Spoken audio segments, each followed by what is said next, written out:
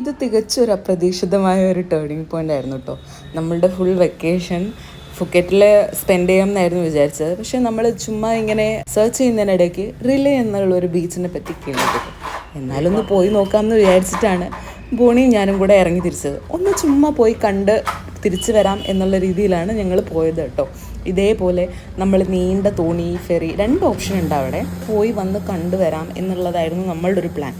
പക്ഷേ എന്താണ് നമ്മളുടെ മുമ്പോട്ടുള്ള കാഴ്ചയോ അല്ലെങ്കിൽ അവിടെ എങ്ങനെയാണെന്നുള്ള എനിക്ക് യാതൊരു ഐഡിയ ഉണ്ടായിരുന്നില്ല കേട്ടോ.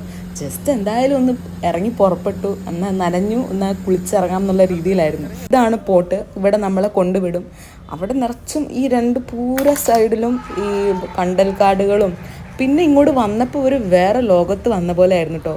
ഫുൾ നല്ല ശാന്തത, ഒരു ലൗഡ് മ്യൂസിക് അങ്ങനെയൊന്നുമില്ല.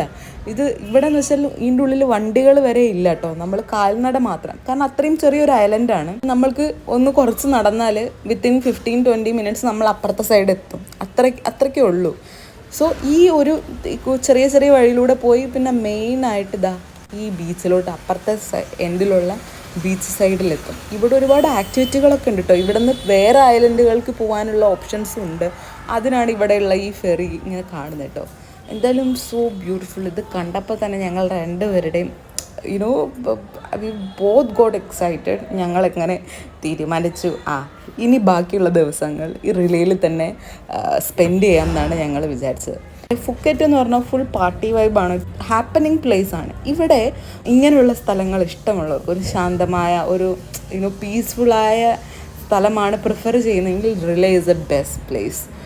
അപ്പോൾ ഇവിടെ വന്നു. പിന്നീട് എനിക്ക് പറയാൻ വാക്കുകളില്ല. എന്തായാലും ഞങ്ങൾ ഇരുന്ന് ഈ മനോഹരമായ കാഴ്ച കണ്ട് അങ്ങനെ ആസ്വദിച്ചിരിക്കും.